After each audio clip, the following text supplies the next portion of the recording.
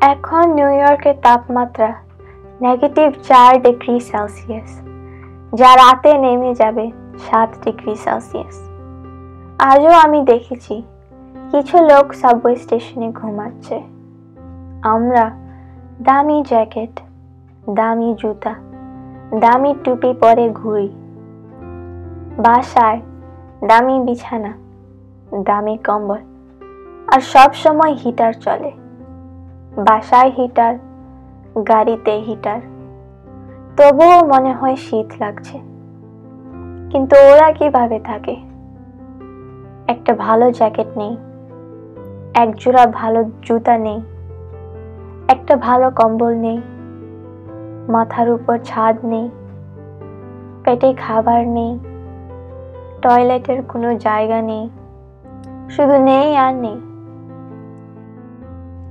এই শীতে কখনো পড়ে বরফ, আবার কখনো বৃষ্টি। কেন ওরা এইভাবে থাকে? কেন ওদের এই অবস্থা? কেন ওদের চাকরি নেই? কেন ওদের ঘর নেই? কেন ওদের সংসার নেই?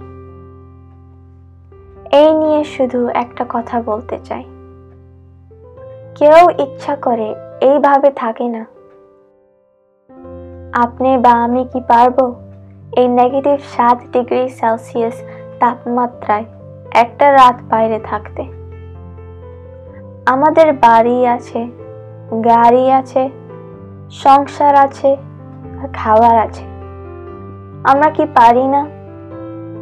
পারি না আমাদের অতিরিক্ত কাপড়গুলো ওদের দিতে?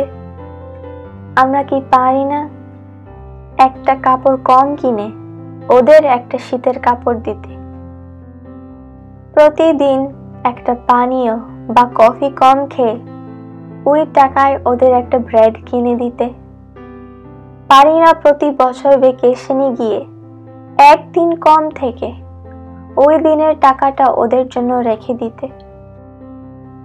পারি না 5 স্টার হোটেলে না থেকে একটা নর্মাল হোটেলে থেকে কিছু টাকা ওদের জন্য সেভ করতে? আসুন একটু চেষ্টা করি। আপনার আমার ভালোবাসায় বদলে দেয় পৃথিবী।